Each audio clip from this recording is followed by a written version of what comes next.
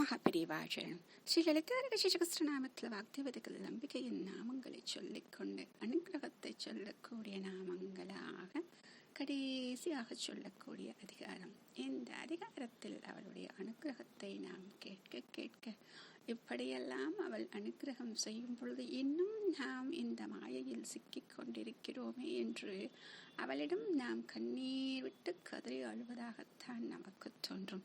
அப்படிப்பட்ட அந்த அற்புதமான நாமத்தில் ஓம் ஸ்வஸ்தாயை நமஹ, ஓம் ஸ்வஸ்தாயை நமஹ. இது சாதாரணமாக நம்ம கேட்கக்கூடிய, யாராச்சும் ஆரோக்கியமா இல்லைன்னா ஸ்வஸ்தமாயிட்டீங்களா அப்படின்னு நம்ம கேட்போம். அந்த ஸ்வஸ்தம் அப்படிங்கிறது தான் இங்கே என்ன சொல்றாங்க அப்படின்னா, ஆரோக்கியமான சஞ்சலம் இல்லாமல் சௌக்கியமாக இருக்கக்கூடியவள் அப்படின்னு சொல்றது. முதல்ல இருந்து சொல்லக்கூடிய ஒரு விஷயம், யார் ஒருவர் இத்தனையும் பெற்றிருக்கிறாரோ அவரால் தான் மற்றவர்களுக்கும் அதை கொடுக்க முடியும் இல்லையா? அப்ப அம்பிகை சதா சர்வகாலமும் அவள் ஆரோக்கியமாக சௌக்கியமாக ஸ்வஸ்தமாக இருக்கிறார். அவரிடம் மனசஞ்சலமே கிடையாது இல்லையா? அப்படி இருக்கும் பொழுது மற்றவர்களுக்கும் தன்னை நாடி வருபவர்களுக்கும் அதைத்தானே கொடுப்பாள். அப்படித்தான் இதை கொடுக்கிறார். இப்போ நோய் வருகிறது அப்படின்னா எப்படின்னா, ஒரு துன்பம் இல்லைன்னா பயம், இது வந்துச்சுன்னா நமக்கு நோய் வருது. ஏன் அப்படின்னா, தன் நிலையில் தானே இருந்தால் எப்பொழுதும் ஆரோக்கியம் இருக்கும். அந்த நிலையில் இருந்து நாம் மாறிவிடும் பொழுது, அதில் இருந்து தவறிவிடும் பொழுதுதான் நமக்கு இந்த நோய்கள் எல்லாம் வருது. இப்போ அம்பாளுக்கு எப்படின்னா, அவளுக்கு இந்த வெளி விவகாரங்கள் எதுவுமே கிடையாது. அதையெல்லாம் தாண்டி அப்பாற்பட்டவளாக இருக்கிறாள் இல்லையா? அதனால்தான் அவள் எப்பொழுதும் ஸ்வஸ்தத்தோடு ஆரோக்கியத்தோடு இருக்கிறார் அப்படின்னு சொல்றது. இன்னொரு விதமா பார்த்தா ஸ்வஹ அப்படின்னா ஸ்வர்க்கலோகம் அப்படின்னு சொல்றது, இல்லைன்னா மேலுலகம்.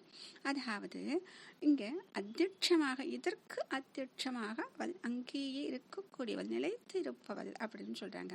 அதாவது மற்றவர்களுக்கு வேண்டுமானால் வர வேண்டும் போக வேண்டும் அப்படின்னு ஒரு நியதி இருக்கும். அப்படிங்கிறப்போ ஒரு வாய்ப்பு கிடைக்கும். ஆனால் இவள் சதா சர்வகாலமும் அங்கேயே நிலைத்திருப்பவள், அந்த சொர்க்கத்துக்கே ஆதாரமாக இருக்கிறார். இவள் இருப்பதால் தான் அதற்கு சொர்க்கம் என்றே பெயர் வந்தது. சொர்க்கமாக இருக்கிறது. அப்ப ஆனந்தம் அங்கே நிலைத்து நிற்கிறது. ஆனா உண்மையான ஒரு அர்த்தம் அப்படின்னு பார்த்தா, இவள் ஆத்மஸ்வரூபமாக அப்படின்னு நம்ம பார்த்துட்டு இருக்கோம் இல்லையா? இந்த ஆத்மஸ்வரூபமாக பார்க்கும் பொழுது தன்னிலேயே நிலை பெற்றவளாக, ஆத்ம ஜோதியாக அதிலேயே நிறைந்திருக்கிறார். அப்ப நிர்குண பிரம்மமாக, நிர்குண பரபிரம்மமாக இங்கே இருக்கக்கூடிய ஆத்மாவிலேயே நிலை பெற்றவளாக இருக்கிறார். அப்ப ஸ்வ அப்படின்னா தன்னுடைய, ஸ்தா என்ற நிலையில் இருப்பவள், தன்னுடைய நிலையில் இருப்பவள். நாம் எல்லோரும் ஸ்வஸ்தமாக இருக்க வேண்டும் என்றால் இதே வார்த்தையை 2 தடவை சொல்லி பார்த்தா தெரியும் இல்லையா? ஸ்வஸ்தா, அதாவது தன்னுடைய நிலையிலே இருந்தால் போதும். அப்ப தன்னிலே நிலை பெற்று தியானத்தில் ஆத்மஸ்வரூபத்தில் நிலைத்திருந்தால் எப்பொழுதுமே நாமும் அவளை போல ஸ்வஸ்தமாக இருக்க முடியும். ஏனென்றால் அனைவருள்ளும் அவள்தான் இருக்கிறாள். அந்த பரபிரம்மம் அவளாக இருக்கும் பொழுது ஸ்வஸ்தம் என்ற வார்த்தையை சொல்லக்கூடிய அந்த அற்புதமான நாமாவளியை சொல்ல சொல்ல அவளை நாம் சரணாகதி அடையும் பொழுது நமக்கும் அதே நிலையை தருகிறார். மகாபெரியவா சரணம்.